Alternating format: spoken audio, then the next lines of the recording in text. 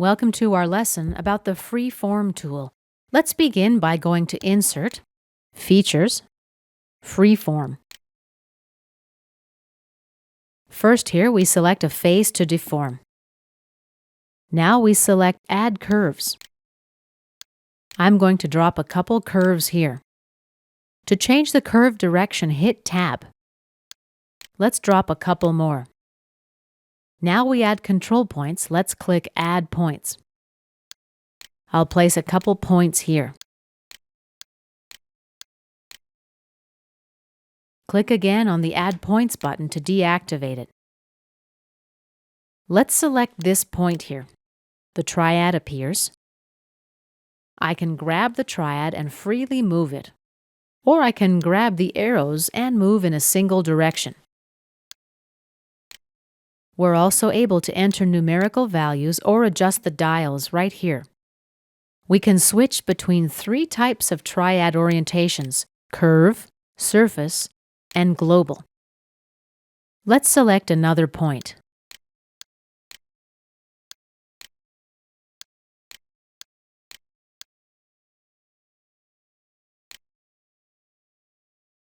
Under the Display section, we can control the mesh preview. We can use zebra stripes as well, and a curvature comb. Let's uncheck these and click OK to accept our changes. And here's our deformed face. Let's go to another example now.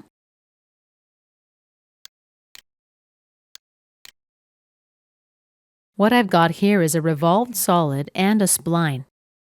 In order for me to use the Freeform tool, I've got to split this face first. To do so, I can create a sketch on the front plane. Right-click on the front plane, Insert Sketch. And let's drop a line. Activate the Line tool. Position it here. Right-click, select, and exit the sketch. Let's take an isometric view. Now let's go to Insert, Curve, and Split Line. The type of split will be projection. Sketch 3 is already pre-selected. Face to split. Let's choose this face and click OK. Just in case you created a sketch on the wrong plane, you can right-click on the sketch, edit Sketch Plane, and then select the correct plane. Now let's activate the Freeform tool. Insert, Features, Freeform. First, we select the face to deform. Let's select here.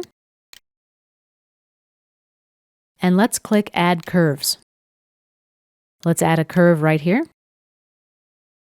Now I'll add 3 points. Click Add Points.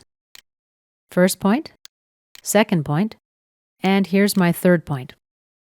Let's click Add Point again to deactivate it.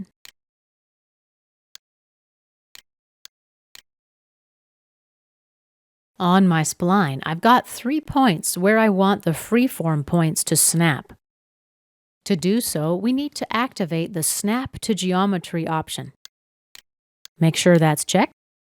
Let's select the first point, and we'll move it. Now the second point. Adjust. And the third point. Let's accept the changes. OK. Take an isometric view.